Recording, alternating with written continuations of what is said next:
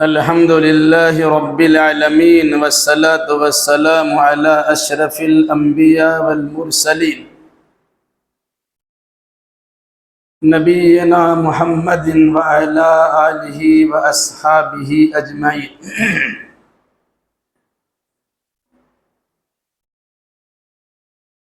أعوذ بالله من الشيطان الرجيم. بسم الله الرحمن الرحيم.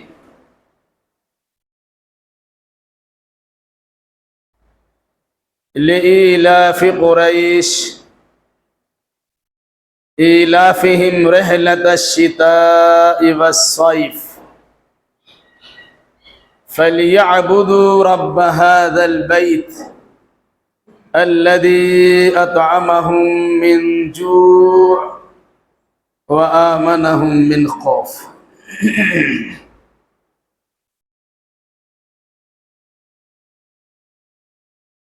اس سورہ کا نام سورہ قریش ہے. قریش عرب کا مشہور قبیلہ ہے. اسی کا ایک حصہ بنو ہاشم ہے جس میں اللہ کے نبی صلی اللہ علیہ وسلم کی ولادت ہوئی. قریش کے لوگ حرم مکی یعنی بیت اللہ الحرام کے متولی تھے، اور متولی ہونے کے نتیجے میں اس بگڑے ہوئے ماحول میں بھی ان کی قدر کی جاتی تھی، ان کا احترام کیا جاتا تھا. انہی قریش سے متعلق کچھ باتیں بیان کی گئی ہیں، اور اس کے لیے باضابطہ لفظ قریش موجود ہیں. اسی لفظ قریش کو اس سورہ کا نام رکھ دیا گیا. یہ سورہ مکی ہے، اور مضمون سے اندازہ ہوتا ہے کہ مکہ کے ابتدائی ایام میں سورۃ الفیل کے بعد اس سورہ کا نزول ہوا ہے. اس سورہ کا مرکزی مضمون ہے جن پر احسان کیا جاتا ہے ان کی ذمہ داری ہے کہ اپنے محسن کا احسان مانیں. گویا احسان کرنے والوں کے احسان کا خاص خیال رکھنا اور اس کے لیے سباس و شکریہ بجا لانا، یہ سورہ کا خاص مضمون ہے. سورہ قریش اور سورہ فیل دونوں قریب قریب ہیں، اور ایک دوسرے سے بڑی مشابہت اور مماثلت پائی جاتی ہے. سورہ فیل میں خانہ کعبہ کی حفاظت کا تذکرہ کیا گیا کہ 60,000 کا لشکر جرار نے بیت اللہ الحرام کی اینٹ سے بجانے کی پوری تیاری کر لی تھی. تو اللہ تبارک و تعالیٰ نے دشمنوں کے سارے حربوں کو، سارے داؤ پیچ کو، سارے مکر و فریب کو کالعدم قرار دے دیا، خاک ملا دیا، برباد کر دیا. تو سورہ قریش میں اسی بیت اللہ الحرام کے نگہبانوں سے خاص طور سے مطالبہ کیا گیا ہے. اس بیت اللہ الحرام کی وجہ سے پوری دنیا میں تمہاری شہرت بھی ہے، اہمیت بھی ہے، ادب و احترام بھی ہے، امن و سکون بھی ہے. اس لیے تمہاری ذمہ داری بنتی ہے اس گھر کے مالک کی عبادت و بندگی بجا لانا. آگے اس کی تفصیل آ رہی ہے. لإیلاف قریش، قریش کو مانوس کرنے کے لیے، قریش کے اندر الفت و محبت پیدا کرنے کے لیے. بعض مفسرین نے ترجمہ کیا ہے لإیلاف قریش، لام کو لام تعجب قرار دیا ہے. قریش کے لیے کیا ہی تعجب خیز بات ہے، یا قریش کی الفت و محبت جو تجارت و کاروبار کے اعتبار سے سرما اور گرما کے موسم میں سفر کے اعتبار سے جو ان کی الفت پائی جاتی تھی، مانوسیت پائی جاتی تھی، لگاؤ پایا جاتا تھا، کیا ہی تعجب خیز ہے۔ کیا فرمایا؟ لإیلاف قریش، اس وجہ سے کہ قریش کو الفت حاصل ہے، انسیت حاصل ہے، لگاؤ اور تعلق حاصل ہے، کس سے؟ ایلافہم رحلۃ الشتاء والصیف، ان کی انسیت اور لگاؤ ہے سردی اور گرمی کے سفروں سے۔ مراد کیا ہے؟ مکہ کی سرزمین پر کوئی غلہ جات اگتے نہیں تھے، اور غلہ کھائے بغیر انسان کا چارہ کار نہیں ہے۔ پورا کھردرا علاقہ ہے، پہاڑی علاقہ ہے، چٹیل میدان کا علاقہ ہے، پتھریلی زمین کا علاقہ ہے، وہاں غلہ جات کے اپجنے کا اور اگنے کا کوئی صورت ہی نہیں پائی جاتی تھی، تو لا محالہ یہ لوگ سفر کرتے تھے۔ ان کا سارا دار و مدار کھانے خرچے کا سفر پہ ہوا کرتا تھا۔ گرمی میں الگ علاقے میں سفر کرتے تھے، سردی میں الگ علاقے میں سفر کرتے تھے۔ شام و فلسطین کا علاقہ ٹھنڈا علاقہ ہے، تو گرمی کے موسم میں شام و فلسطین کی طرف سفر کرتے تھے، اور جنوب مکہ، جنوب عرب، یمن وغیرہ گرم علاقہ ہے، تو وہاں ٹھنڈک کے موسم میں ان کا سفر ہوتا تھا۔ یعنی موسم کے اعتبار سے یہ سفر کرتے تھے۔ گرمی کا سفر کہیں ہوتا تھا، سردی کا سفر کہیں ہوتا تھا۔ مقصد کیا تھا؟ وہاں جا کر تجارت و کاروبار کرنا، وہاں سے کوئی سودا سلف لے آتے تھے، پھر اپنے علاقے میں فروخت کرتے تھے، اور اسی پر ان کا گزر بسر چلتا تھا۔ ظاہر سی بات ہے، جہاں سے جس انسان کی روزی روٹی کا مسئلہ حل ہوتا ہے، وہاں اس کی مجبوری بھی ہوتی ہے، اور اگر فارغ البالی ہو جائے تو اس کی انسیت بھی ہوتی ہے، لگاؤ بھی ہوتا ہے۔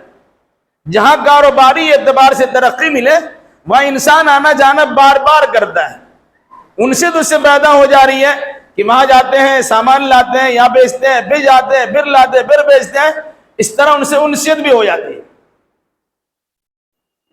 قرآن نے کہا لإیلاف قریش، قریش کو مانوس کرنے کے لیے، قریش کے اندر الفت انسیت پیدا کرنے کے لیے، قریش کے اندر الفت و محبت اور تعلق استوار کرنے کے لیے اللہ تبارک و تعالیٰ نے دو موسموں میں انہیں دو جگہوں کا راستہ دکھا دیا، اور تجارت و کاروبار کے اعتبار سے سفر کرنے کی سہولیات فراہم کر دی۔ ایلافہم رحلۃ الشتاء والصیف، ان کے اندر انسیت پیدا کرنا ہے، الفت و محبت پیدا کر دینا ہے، تعلق پیدا کر دینا ہے۔ کس طرح کہ دو علاقوں کا سفر کیا کرتے، شام و فلسطین کا سفر موسم گرما میں کیا کرتے تھے، کیونکہ شام و فلسطین کے موسم سرد ہے، اور یمن وغیرہ کا سفر موسم سرما سردی کے موسم میں کیا کرتے تھے کہ یمن کا موسم گرم ہوا کرتا ہے، وہاں جاتے اور اپنا سامان لے کے چلے آتے تھے۔ کہا وہ علاقہ بڑا مخدوش تھا، لوگ ایک دوسرے کے لیے چھین چھپٹ کرنے والے ہوتے تھے، رہزنی، ڈاکہ زنی، گندگردی، چھیننا یہ سب ایک معمول کی بات تھی۔ کوئی انسان اگر تجارتی قافلہ لے کے گزرا، اسے ہمیشہ ڈر لگا رہتا تھا کہ اپنا گھر صحیح سالم پہنچے کہ نہیں پہنچے گا، تو عام لوگوں کو ڈر لگا رہتا تھا۔ لیکن یہ لوگ چونکہ قبیلہ قریش سے تعلق رکھتے تھے، حرم شریف کی نگہبان تھے، بیت اللہ کی نگراں تھے، خانہ کعبہ کے متولی تھے، گئے گزرے دور میں بھی مذہبیات کی کچھ تعلقات ہوتے ہیں، الٹی پلٹی حرکتیں کرنے کے بعد بھی انسان مذہبی جگہ سے رشتہ جوڑتے ہیں، اور جب مذہبی مقامات پہ جاتے ہیں تو مذہبی مقامات کے لوگوں سے رشتے ناطے استوار بھی کرتے ہیں، ان کی تعظیم و تکریم بھی کرتے ہیں۔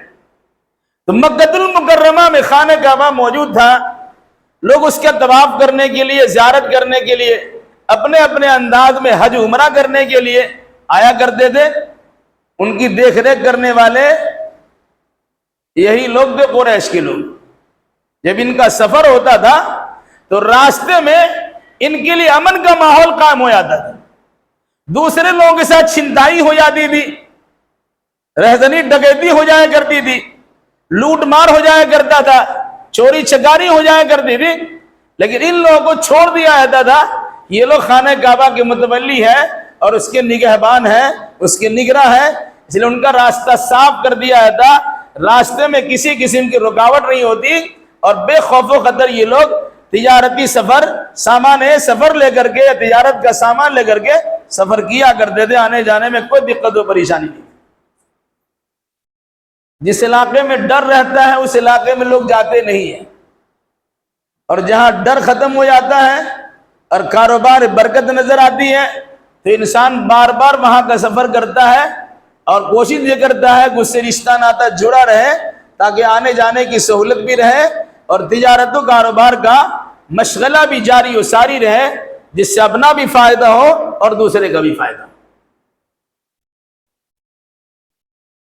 تو قریش پر اللہ کا کرم تھا،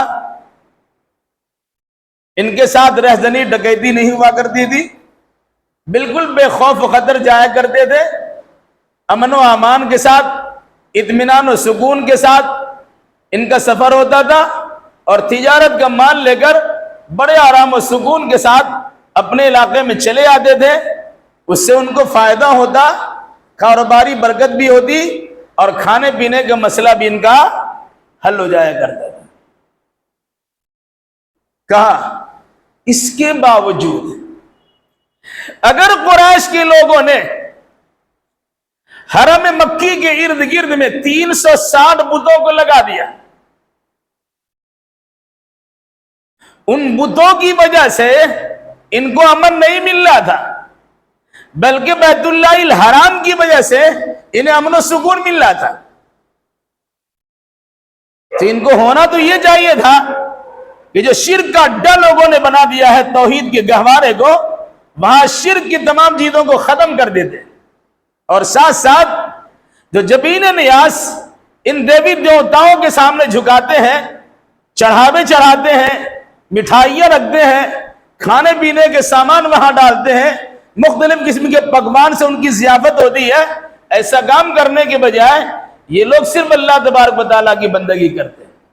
اسی پر تعجب کا اظہار کیا گیا، کیا یہ تعجب خیز بات ہے کہ کفار و مشرکین کو، جو قبیلے قریش کے لوگ ہیں، جن کو اللہ تبارک و تعالیٰ نے سفر کی الفت و محبت بھی بخش دی ہے اور آسانی اسے فراہم کر دی ہے، لیکن اس کے باوجود جس گھر کی بنیاد پر انہیں آرام و سکون مل رہا ہے، اس گھر کے رب کی عبادت کرنے کے بجائے وہ غیر اللہ کی عبادت اس اللہ کے ساتھ کرتے ہیں، کتنی تعجب کی بات ہے۔ دوسری بات کہ جب انسان پر اللہ کا احسان یہ ہوا، قبیلہ قریش پر اللہ تبارک و تعالیٰ کا احسان یہ ہوا کہ اللہ نے امن و امان کے ساتھ اور اطمینان و سکون کے ساتھ سفر کرنا ان کے لیے آسان کر دیا، اور تجارت و کاروبار کے مشغلے کو ان کے لیے آسان بھی بنا دیا، تو ہونا تو یہ چاہیے یہ لوگ شکر گزار ہوتے اللہ تبارک و تعالیٰ کا، اللہ کا شکر بجا لاتے اور اللہ تبارک و تعالیٰ ہی کی بندگی کرتے، مگر لوگ ایسا نہیں کر رہے ہیں۔ تو اسے سجھاؤ دیا گیا، چونکہ تمہارا سفر اطمینان بخش ہے، مامون و موسون ہے، آرام و سکون کے ساتھ ہے، امن و شانتی کے ساتھ ہے، تو جس گھر کے وجہ سے امن و سکون تمہیں مل رہا ہے، اس گھر کے مالک کی عبادت و بندگی تمہیں کرنا چاہیے۔ چنانچہ قرآن نے کیا کہا؟ فَلْيَعْبُدُوا رَبَّ هَذَا الْبَيْتِ، بس چاہیے کہ لوگ اس گھر کے مالک کی عبادت کریں. انہیں کہا فَلْيَعْبُدُوا هَٰذَا الْبَيْتَ، چاہیے کہ لوگ اس گھر کی عبادت کریں. ایسا نہیں کہا ہے فَلْيَعْبُدُوا رَبَّ هَٰذَا الْبَيْتَ، اس گھر کے مالک کی عبادت کی جائے، کیونکہ اس گھر کے مالک ہی نے اس گھر کو بنوایا ہے، اس علاقے کو امن و امان کا گہوارہ بنایا ہے، اور اسی کی تولیت اور متولی شبہ کی بنیاد پر تم لوگوں کو جہاں جہاں جس علاقے میں جاتے ہو اس علاقے میں اسی اللہ نے تمہیں امن و امان بھی بخشا ہے اور روزی روٹی کا مسئلہ بھی حل کروا دیا. بس تمہارے لیے ذمہ داری کیا ہے؟ فَلْيَعْبُدُوا رَبَّ هَٰذَا الْبَيْتِ، ایسے تمام لوگوں کی ذمہ داری ہے کہ اس گھر کے مالک کی عبادت کرے، اس گھر کے رب کی عبادت و بندگی کرے. اس گھر کا مالک کون ہے؟ الذی اطعمہم من جوع، اس گھر کا مالک وہ ہے جس نے ان لوگوں کو یعنی قبیلہ قریش کو کھانا کھلایا ہے من جوع، بھوک سے بچانے کے لیے. یہ بھوک کو ختم کرنے کے لیے جس اللہ نے کھانا کھلایا ہے وہی اللہ اس گھر کا مالک ہے. جب اس گھر کا مالک وہ اللہ ہے تو عبادت اسی اللہ کی ہونی چاہیے. پھر فرمایا وَآمَنَهُم مِّنْ خَوْفٍ، اس گھر کا مالک وہ اللہ ہے جس نے انہیں خوف کے وقت میں امن عطا کر دیا. مکہ کے باہر نکلنا لوگوں کے لیے دشوار تھا، تجارت و کاروبار کے اعتبار سے نکلا، مال دولت اس کے پاس ہے، یہ تجارتی سامان اس کے پاس ہے، ہمیشہ خطرہ خدشہ لگا رہتا تھا، ڈر لگا رہتا تھا کہ پتہ نہیں ہم مکہ سے فلسطین اور شام یا مکہ سے یمن اور پھر یمن اور فلسطین سے مکہ آرام و سکون کے ساتھ پہنچ سکیں گے نہیں پہنچ سکیں گے، ہمیشہ خطرہ لگا رہتا تھا. لیکن جب ان کے بارے میں پتہ چل گیا کہ یہی لوگ خانہ کعبہ کے متولی ہے، یہ لوگ خانہ کعبہ کے نگہبان ہیں، یہی لوگ خانہ کعبہ کی نگرانی کرنے والے ہیں، ان لوگوں کا رشتہ خانہ کعبہ سے جڑا ہوا ہے، تو لوگوں نے ان کے لیے پر بچھا دیے. امن و امان کے لیے ان کے لیے راستہ ہموار کر دیا گیا، بلکہ ایسے لوگوں سے تجارت و کاروبار بھی کیا گیا، کھلایا پلایا بھی گیا، امن و سکون بھی بخشا گیا. تو قرآن نے کیا کہا؟ جس اللہ نے لوگوں کے دلوں میں اس خانہ کعبہ کی بنیاد پر تمہارے متعلق نرم گوشہ پیدا کر دیا اور خوف کے ماحول میں تمہیں سکون و اطمینان بخش دیا، امن عطا کر دیا، اور جب بھوک کی شدت تھی، کھانے پینے کے لالے پڑے ہوئے تھے، تو اللہ تبارک و تعالیٰ نے اس تجارتی سفر کے ذریعے سے تمہارے لیے کھانے پینے کا بہترین نظم اور نسق کر دیا، بہترین انتظام کر دیا. اس لیے اس اللہ کی عبادت و بندگی کرنی چاہیے. بیت اللہ کی وجہ سے اللہ نے یہ اطمینان بخشا، تو آدمی بیت اللہ ہی کی عبادت نہ کرے، بلکہ جس نے بیت اللہ کو، بیت اللہ کو، خانہ کعبہ کو اور اس کی ارد گرد کے علاقے کو حرم بنا دیا، اور جس کی بنیاد پر جس اللہ نے تمہارے سفر کو مامون و موصول اور اطمینان بخش اور محفوظ بنا دیا، اس اللہ کی بندگی تمہیں کرنا چاہیے، کسی اور کی بندگی نہیں کرنی چاہیے. یہ سی بات نظر آتی ہے، یہ نکلتی ہے.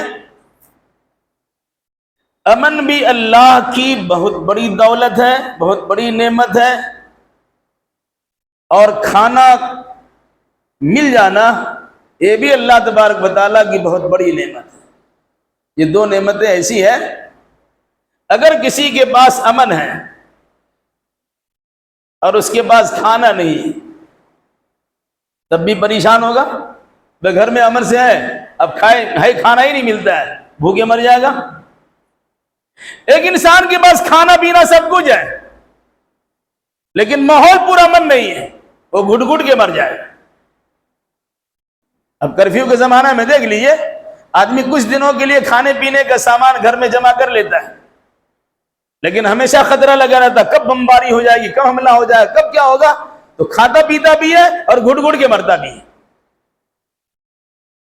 تو جس کے پاس امن ہے کھانا نہیں ہے تو گھر میں ویسے ہی مر جا رہا ہے، جس کے پاس کھانا نہیں ہے امن ہے، جس کے پاس امن نہیں ہے کھانا ہے، وہ حیران و پریشان رہتا ہے۔ تو اللہ نے امن کو بھی ایک نعمت قرار دیا اور کھانے کو بھی ایک نعمت قرار دیا۔ کسی کے پاس کھانے پینے کی سہولیات ہے، انہیں اللہ تبارک و تعالیٰ کا خصوصی شکریہ ادا کرنا چاہیے۔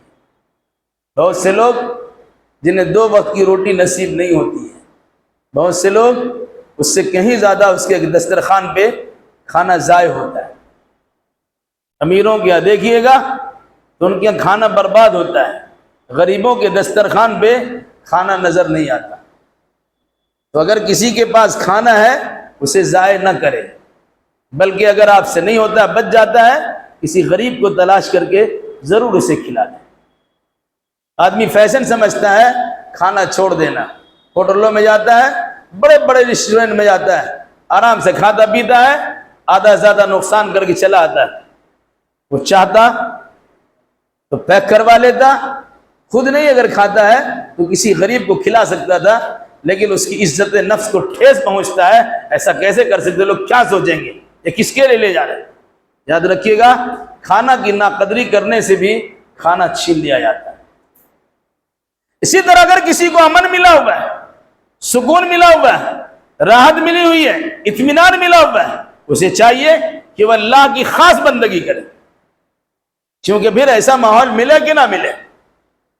اب اگر انسان کے پاس امن و امان کا ماحول ملا ہوا ہے پھر بھی وہ اللہ کی بندگی کرنے کے لیے نکلتے نہیں ہے، تو یاد رکھیے کہ ایسا نہ ہو وہ دور تمہارے سامنے آ جائے کہ تم بندگی کرنا چاہو اور تمہارے لیے مسجد کا دروازہ بند ہو جائے۔ آپ نے اس کا مشاہدہ اور معائنہ لاک ڈاؤن کے زمانے میں کیا ہے۔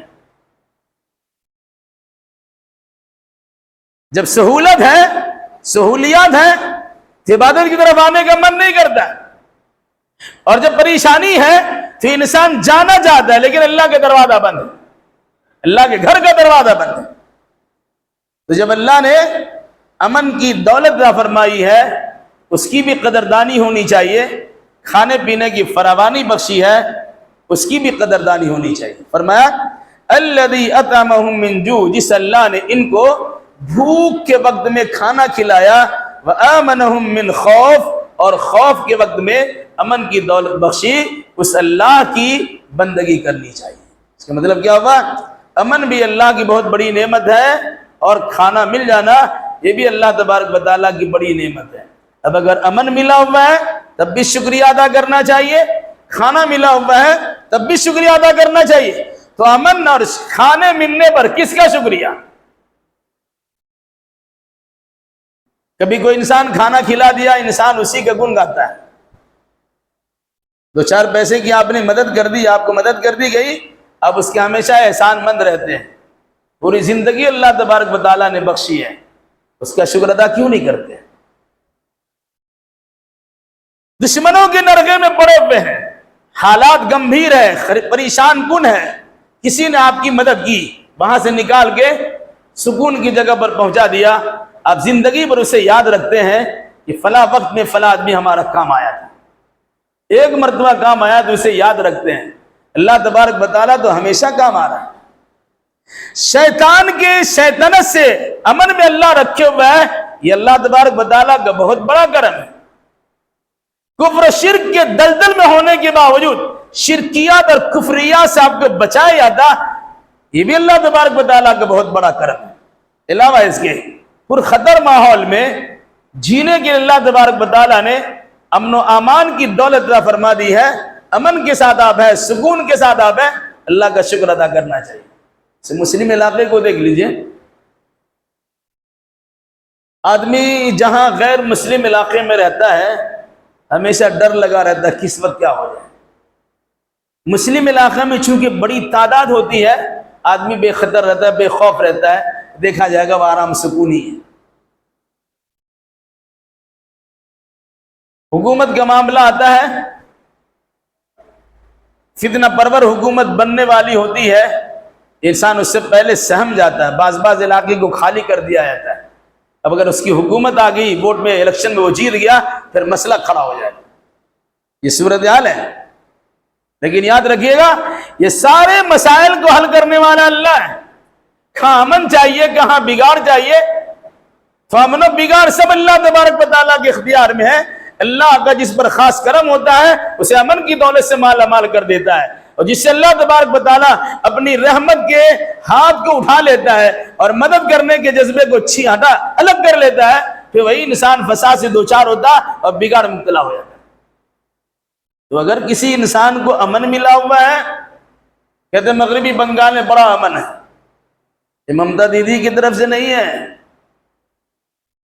کوئی پارٹی آپ کی خیر خواہ نہیں ہے، یہ اللہ تبارک و تعالیٰ کی طرف سے وقتی طور سے دیا۔ اگر ہم اگر اس کی کر دیں گے تو بلڈوزر بابا یہاں بھی چل سکتا ہے، بلڈوزر کا معاملہ یہاں بھی ہو سکتا ہے۔ بہرحال بتانے کا مقصد یہ ہے کہ جس جگہ امن ہو اس امن کا خاص خیال کرنا چاہیے۔ تو بیت اللہ الحرام امن کا گہوارہ ہے، مکہ المکرمہ امن کا شہر ہے، اس بنیاد پر خانہ کعبہ کی وجہ سے دور دراز علاقوں تک امن کا بول بالا ہے۔ کیوں کہ وہاں کے لوگ ہی آئے ہوئے ہیں اور وہاں کے لوگوں سے ہمارا رشتہ ناتا مذہبی اعتبار سے جڑا ہوا ہے، ہم اللہ کی بندگی کرنے کے لیے وہاں جاتے ہیں، اگر جس شرک کے شادی کیوں نہیں کرتے ہیں۔ اس کے باوجود مشرکین، اللہ کے نبی صلی اللہ علیہ وسلم کے زمانے کے مشرکین بڑے خطرناک تھے، آپ کو نہیں بخشا، لیکن اس کے باوجود جن لوگوں کا رشتہ قریش کی شکل میں، بنو ہاشم کی شکل میں مسجد حرام سے جڑا ہوا تھا، ان کی تعظیم و تکریم کرتے تھے، ان کا ادب و احترام کرتے تھے۔ اسی چیز کو یاد دلایا ہے کہ سنو، اس امن والے گھر کو ابراہیم نے بنایا ہے، اللہ تبارک و تعالیٰ نے بنوایا ہے، اس علاقے کو امن والا شہر بنا دیا ہے۔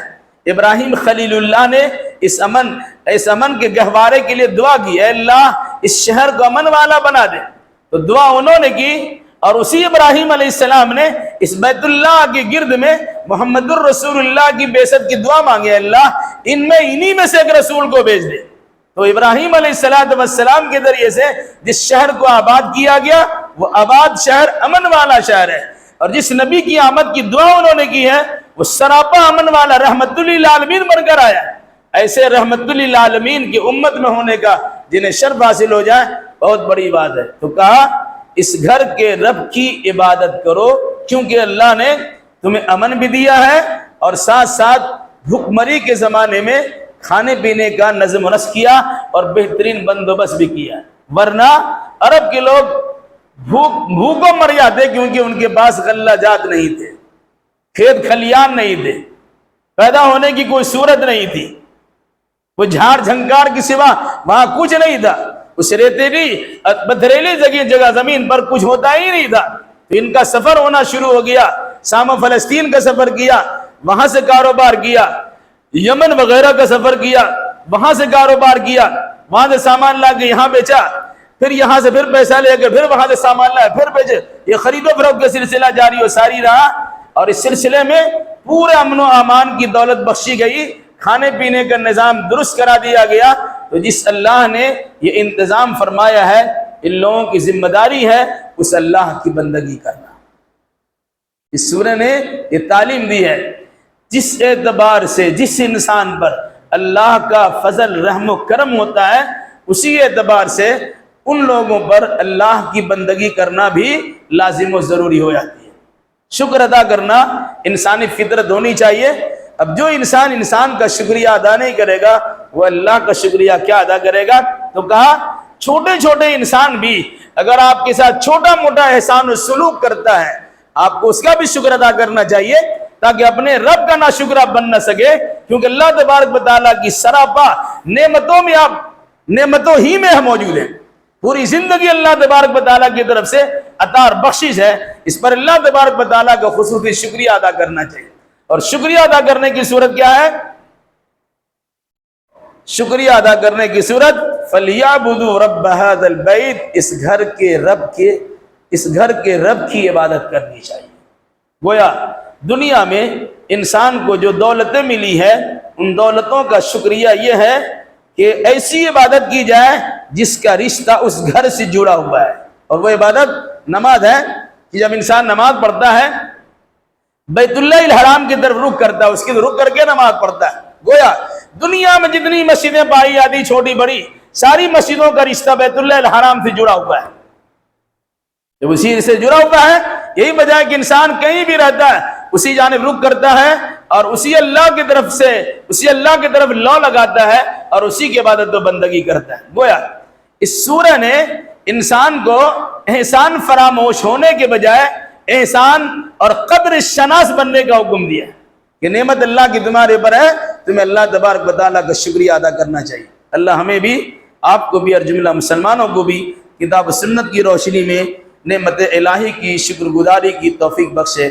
اقول قولی ھذا واستغفر اللہ لی ولکم ولسائر المسلمین وآخر دعوانا الحمد للہ رب العالمین۔